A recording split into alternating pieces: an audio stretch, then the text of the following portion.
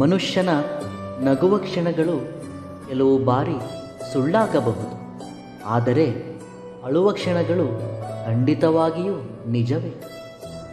ಕಠಿಣವಾದ ಜೀವನ ಸತ್ಯ ಏನೆಂದರೆ, ಬಯಲಲ್ಲಿ ಹುಲ್ಲುಕಡ್ಡಿ ಬೆಳೆಯುವಷ್ಟು ವೇಗವಾಗಿ ತುಳಸಿ ಗಿಡ ಬೆಳೆಯುವುದಿಲ್ಲ. ಹಾಗೆ ಮೋಸ ಮಾಡಿದವರು ಅಭಿವೃದ್ಧಿ ಹೊಂದುವಷ್ಟು ವೇಗವಾಗಿ ಒಳ್ಳೆಯವರು ಹೊಂದುವುದಿಲ್ಲ. ಬೆಲೆ ಕೊಡದ ಪ್ರೀತಿಯನ್ನು ನೀನು ಎಷ್ಟೇ ತೋರಿಸಿದರೂ ಕೊನೆಗೆ ನಿನಗೆ ಆ ಬೆಲೆ ಇಲ್ಲದಂತೆ ಆಗುತ್ತದೆ.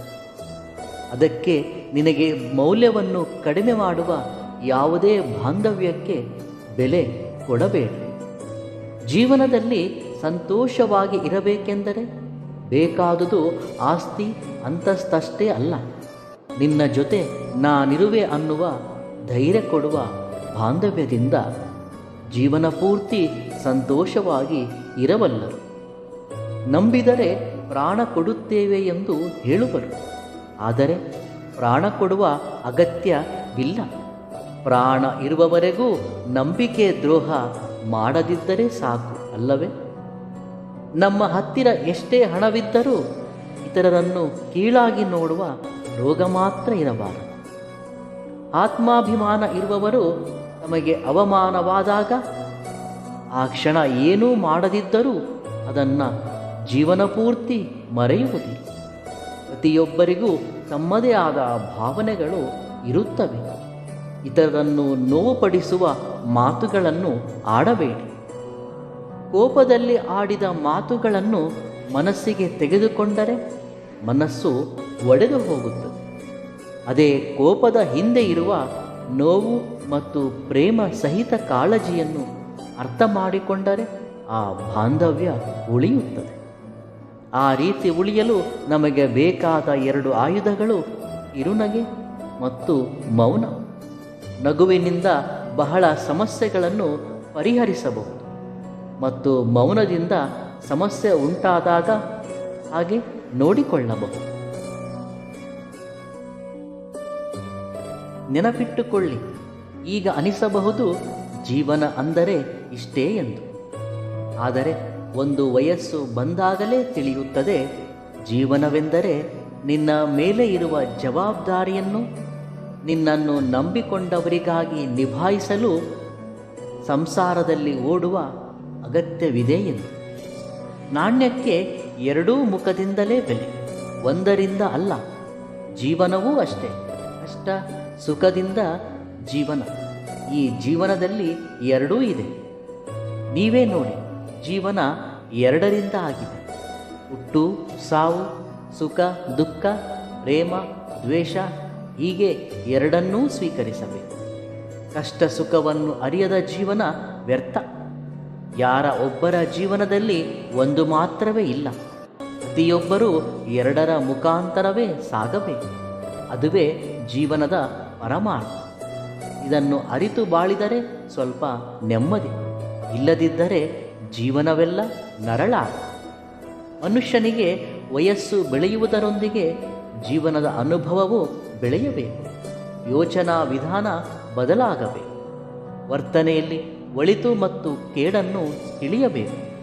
ಆಗಲೇ ಸಮಾಜದಲ್ಲಿ ಮೌಲ್ಯಯುತವಾದ ಗೌರವ ಲಭಿಸುತ್ತದೆ. ಅನ್ಯರು ನಿಂದಿಸಿ ಆಡಿದ ಮಾತುಗಳೇ ಅವರನ್ನು ನೋಡಿದಾಗಲೆಲ್ಲ ನೆನಪಿಗೆ ಬರುತ್ತದೆ. ಇನ್ನು ಸ್ವಂತ ಮನೆಯವರೇ ನಿಂದಿಸಿದರೆ ಜೀವನ ಪೂರ್ತಿ ಆ ಮಾತುಗಳು ನೆನಪಲ್ಲಿರುತ್ತವೆ.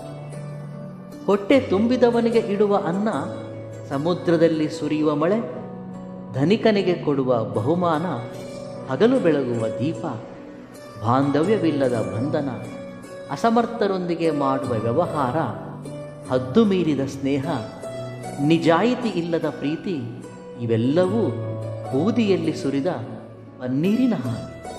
ಎಲ್ಲವೂ ವ್ಯರ್ಥವೇ. ಸಂಪಾದಿಸುವವರೆಗೆ ಮಾತ್ರ ನಾವು ಎಲ್ಲರಿಗೂ ಆತ್ಮೀಯರೇ. ಒಂದು ಬಾರಿ ಸಂಪಾದಿಸುವುದನ್ನು ನಿಲ್ಲಿಸಿದರೆ ಸ್ವಂತ ಮನೆಯಲ್ಲೇ ಅನ್ಯರಾಗಿ ಬಿಡುವೆ. ಜೀವನದ ಅನುಭವ ಇಲ್ಲದ ವಯಸ್ಸಲ್ಲಿ ಹಿರಿಯರ ಮಾತುಗಳನ್ನು ತಿರಸ್ಕರಿಸಿ ತೆಗೆದುಕೊಂಡ ತಪ್ಪು ನಿರ್ಣಯಗಳ ಪರಿಣಾಮ ಜೀವನವೆಲ್ಲ ಕಾಡುತ್ತಲೇ ಇರುತ್ತದೆ. ಕೆಲವು ಬಾರಿ ಆ ಪರಿಣಾಮದಿಂದ ಹೊರಬರಲು ಸಾಧ್ಯವೇ ಇಲ್ಲವೇನೋ ಎಂಬ ಭಾವ ಮನಸ್ಸಲ್ಲಿ ಮೂಡುತ್ತದೆ. ಬಾಂಧವ್ಯ ಮುರಿದು ಬೀಳುತ್ತದೆ ಎಂದು ಗೊತ್ತಿದ್ದರೂ ಸತ್ಯವನ್ನೇ ಹೇಳಿ, ಸುಳ್ಳು ಹೇಳಿ ನಂಬಿಕೆಯನ್ನು ಕಳೆದುಕೊಳ್ಳಬೇಡಿ. ಏಕೆಂದರೆ ಮುರಿದ ಸಂಬಂಧ ಮತ್ತೆಂದಾದರೂ ಒಂದಾಗಬಹುದು. ಆದರೆ ಕಳೆದು ಹೋದ ನಂಬಿಕೆ ಮಾತ್ರ ಮತ್ತೆಂದೂ ಬರುವುದಿಲ್ಲ. ಸಂತೋಷ ಅನ್ನುವುದು ಎಷ್ಟು ಸಾವಿರ ವೆಚ್ಚ ಮಾಡಿ ಎಷ್ಟು ಊರುಗಳನ್ನು ತಿರುಗಿದರೂ ಬರುವುದಿಲ್ಲ. ನಮ್ಮವರು ಅಂತ ತಿಳಿದವರೊಂದಿಗೆ 10 ನಿಮಿಷ ಮನಬಿಚ್ಚಿ ಮಾತನಾಡಿದರೆ ಮನಸ್ಸು ಸಮಾಧಾನಗೊಳ್ಳುತ್ತದೆ. ರಕ್ತದ ಹನಿಯೂ ಚಿಮ್ಮಿಸಿದರೆ ಮನುಷ್ಯನನ್ನು ಮಾನಸಿಕವಾಗಿ ಹಿಂಸಿಸುವ ಪ್ರಮಾದಕರ ಆಯುಧ ಮಾತು. ಅದನ್ನು ಮೂರ್ಖರಾದವರು ಬಳಸಿದ ನಂತರ ಯೋಚಿಸುತ್ತಾರೆ. ಆದರೆ ವಿವೇಕವುಳ್ಳವರು ಯೋಚಿಸಿ ಮಾತನಾಡುತ್ತಾರೆ. ಜೀವನದಲ್ಲಿ ಕೆಲವು ಬಾರಿ ಒಬ್ಬಂಟಿಯಾಗಿರುವುದು ಕಷ್ಟವೆನಿಸಬಹುದು. ಆದರೆ ಒಂಟಿತನ ಬಾಂಧವ್ಯದ ಬೆಲೆ, ಸಮಯದ ಬೆಲೆ, ಹಣದ ಬೆಲೆ ಮತ್ತು ಜೀವನದ ಬೆಲೆಯನ್ನು ಕಲಿಸುತ್ತದೆ. ಕಾರಣವಿಲ್ಲದ ಕೋಪ, ಗೌರವವಿಲ್ಲದ ಬಾಂಧವ್ಯ, ಜವಾಬ್ದಾರಿ ಇಲ್ಲದ ಯೌವನ, ಅಲಂಕಾರದಿಂದ ಬರುವ ಸೌಂದರ್ಯ ಹೆಚ್ಚು ಕಾಲ ಉಳಿಯುವುದಿಲ್ಲ. ವ್ಯಕ್ತಿಗಳನ್ನು ಇಷ್ಟಪಡುವುದು ತಪ್ಪಲ್ಲ. ನಿನ್ನ ಇಷ್ಟವನ್ನು ಗೌರವಿಸಿದವರ ಮೇಲೆ ಇಷ್ಟವನ್ನು ಬೆಳೆಸಿಕೊಳ್ಳುವುದು ತಪ್ಪು. ನಿನ್ನೊಂದಿಗೆ ಯಾರೂ ಇರುವುದಿಲ್ಲ, ಇರುವ ಹಾಗೆ ನಟಿಸುವರು. ಒಂದನ್ನು ನೆನಪಿಟ್ಟುಕೋ, ನಿನ್ನ ಸುತ್ತಲೂ ಎಷ್ಟೇ ಜನರಿದ್ದರೂ ಯಾರೂ ನಿನ್ನವರಲ್ಲ, ನಿನಗೆ ನೀನು ಮಾತ್ರ.